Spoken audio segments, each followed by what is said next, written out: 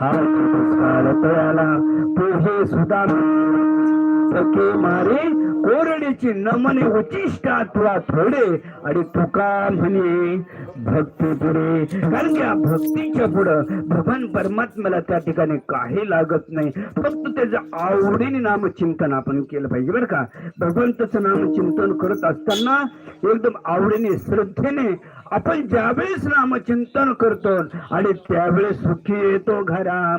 नारायण कुठे जाण्याची गरज लागत नाही. परंतु काही साधकांनी जगद्गुरु तुकाराम महाराजांना प्रश्न विचारला की का हो महाराज, आणि तुम्ही सांगतात की नामचिंतन घ्या, नामचिंतन घेतल्यानंतर आपला उद्धार होतो आणि कलियुगामध्ये फक्त एवढंच साधन आहे की नाही. कृष्ण विष्णू हरे गोविंद या नामाचे निकळ प्रबंध माझी आत्मचर्चा विशद उदंड जाते. कारण की माझंच नामचिंतन त्या ठिकाणी श्रेष्ठ आहे का नाही. हा नामचिंतन घ्या, नामचिंतन घ्या.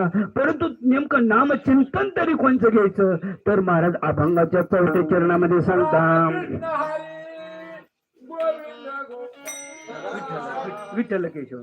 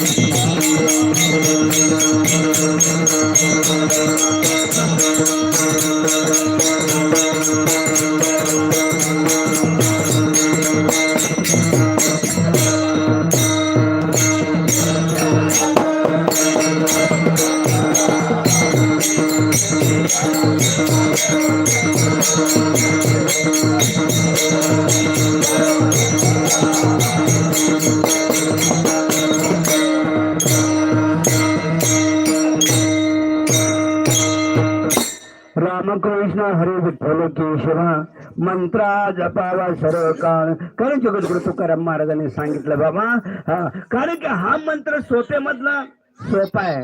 अनेक पाप असणारे पाप आहे, उपपाप आहे, महापाप आहे.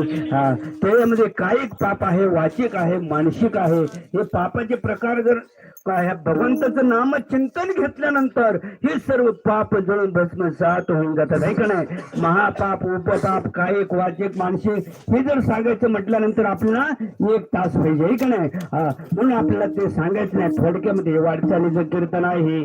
सर्वजण आता डोळे झाकायला लागले. आपल्याला सकाळी लवकर उठायचे आणि लवकर निघायचंय. त्याच्यामुळे आपण थोडक्यात 5 मिनिटामध्ये आपल्याला सेवा समाप्त करायची आहे. विठाला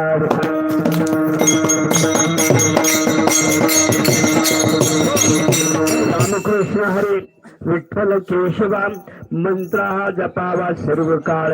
हा सर्वांमध्ये श्रेष्ठ जर मंत्र कोणता असेल तर रामकृष्ण हरे ऐक नाही. हा सर्वांमध्ये श्रेष्ठ मंत्र सांगितलेला आहे. कधी जगद्गुरु तुकाराम महाराज असणारे आपला आराध्य दैवत असणारे भगवान पंढरीश परमात्मा त्या पंढरदिशीची आण वाहून सांगतात, बाबांनो याच्याशिवाय दुसरा मंत्र नाही.